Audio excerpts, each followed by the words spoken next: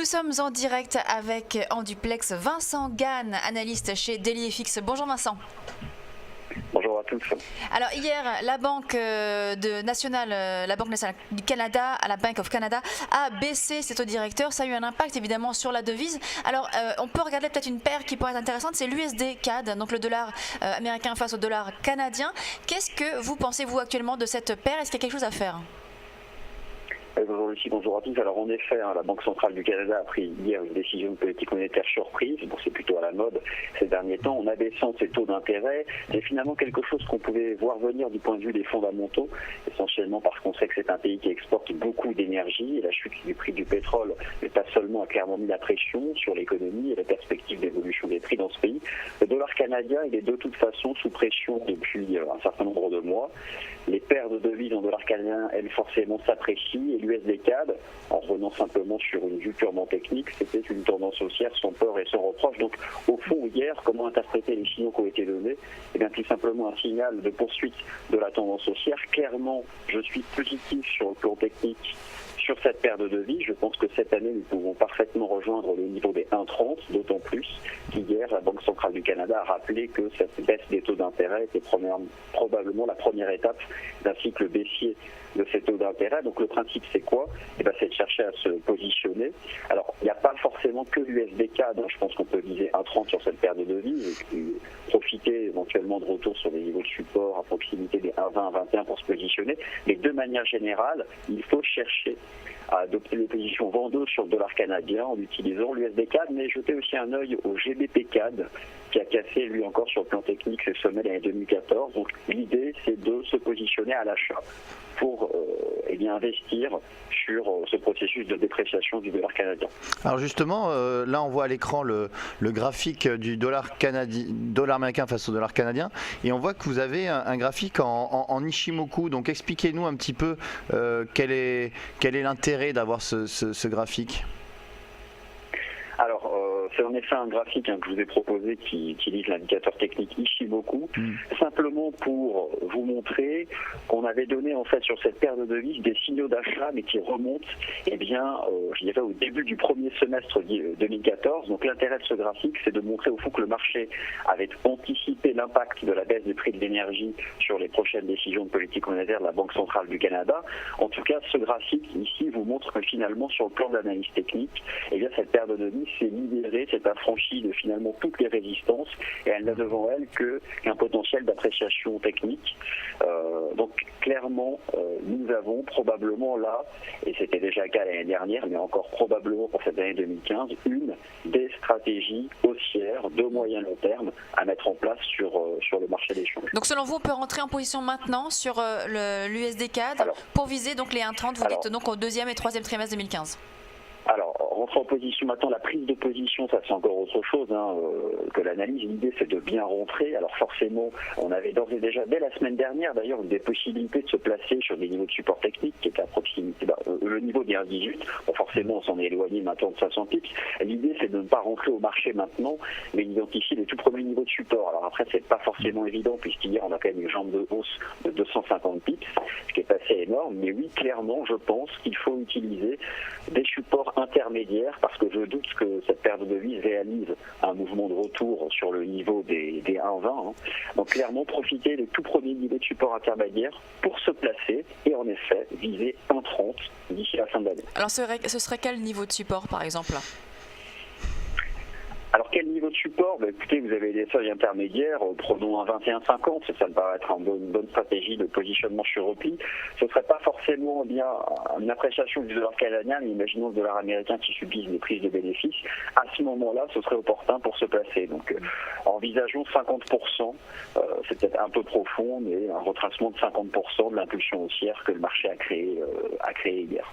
À parler maintenant du pétrole, le WTI qui est toujours cette tendance baissière du pétrole. Est-ce que vous pensez qu'on peut continuer, poursuivre la baisse sur le WTI? Alors justement, c'est une bonne chose de parler du pétrole maintenant, parce que le dollar canadien, mais pas seulement, est une des monnaies sur le marché d'échange extrêmement liée aux perspectives d'évolution de ce marché, du prix du pétrole. Les fondamentaux sont sans appel et d'ailleurs maintenant la plupart des spécialistes des matières premières, en fait du marché physique du pétrole, mettent en avant des problèmes du côté de la demande, qu'il s'agisse de l'Agence internationale de l'énergie, de l'OPEP ou encore hier de la banque d'affaires Goldman Sachs. Clairement, les perspectives de la demande ne militent pas pour une phase de reprise. Par contre, le marché commence à s'accorder sur la possibilité de voir le premier semestre 2015 être une phase de stabilisation. Alors le graphique que je vous propose revient en fait sur l'historique de cours passé du pétrole et vous montre que par le passé nous avons déjà connu des chocs baissiers et que finalement à un moment ou à un autre le marché parvenait à se stabiliser pendant plusieurs mois. De toute façon, se stabiliser pendant plusieurs mois, c'est un nécessaire pour envisager un jour une phase de reprise. Alors ce graphique vous montre que par le passé, deux zones de stabilisation étaient importantes pour ce marché. L'intervalle de 2009 qui se situe entre 35 $ et 50 $.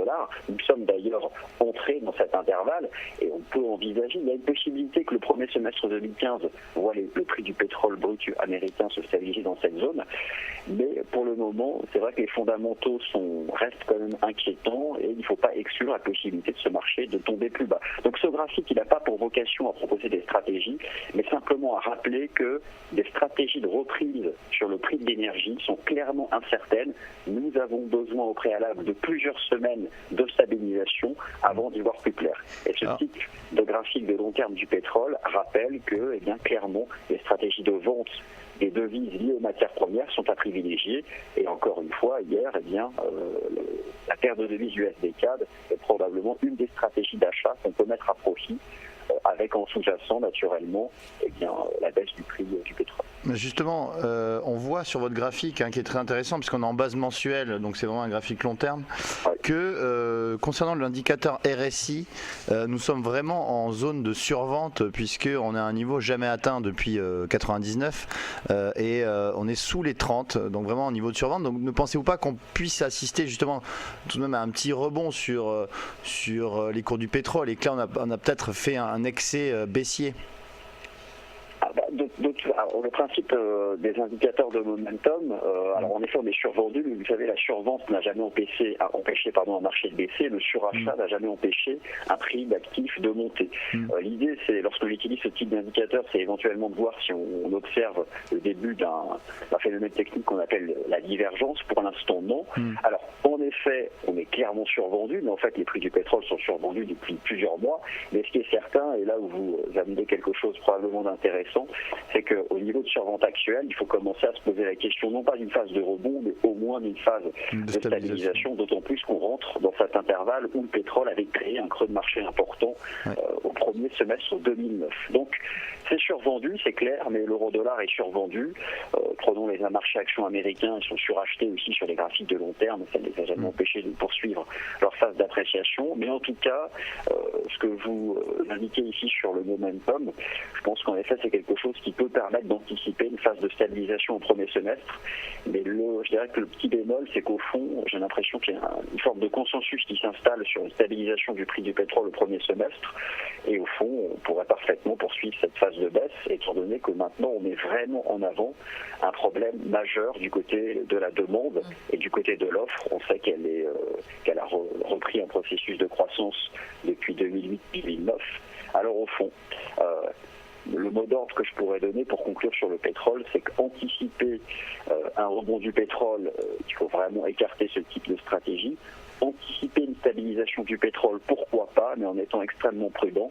Clairement, le type de signaux que donnent les devises liées aux matières premières ou encore le comportement des actions appartenant au secteur pétrole et gaz laisse quand même présager un maintien durable sur un niveau bas des prix du pétrole. D'accord. Un dernier mot en quelques secondes parce que là on a quasi plus le temps. Sur le CAC, on se rapproche des 4005. On est loin, on est à 4480 pour l'instant. Est-ce que vous pensez qu'on peut monter après cette réunion de la BCE ? Alors écoutez, pour faire vite, vous avez raison, hein, on a connu un vrai mouvement ascendant depuis la mi-décembre. L'indice CAC 40 lui atteint un seuil techniquement important, 4500 points. En réalité, c'est l'intervalle 4500-4600 points, ce sont les sommets de l'année dernière. Écoutez, on est clairement à la croisée des chemins techniques. En clair, soit nous avons dans le siège de la BCE, et demain soir en clôture hebdomadaire, c'est important, le vendredi, de vives cassures haussières, c'est ce que peuvent suggérer d'autres indices comme le DAX, l'indice allemand. Soit nous avons au contraire de violentes prises de bénéfices, sachant au fond que cette hausse des dernières semaines aurait tout simplement pricé le programme monétaire qui serait annoncé cet après-midi. Donc prudence. Ce qui est certain, c'est que si jamais cette zone est dépassée, c'est pas pour s'arrêter à 4700 ou 4800 points. On repart vers un processus d'appréciation marqué des actions européennes. Et clairement, en toile de fond, on peut avoir ce programme monétaire de la Banque Centrale Européenne. Donc on est sous un seuil majeur à suivre, nous verrons bien. Merci beaucoup Vincent Gane, donc analyste chez Daily FX. Merci beaucoup. On a marqué une très courte pause, on se retrouve dans quelques instants pour la suite de Direct Investisseur.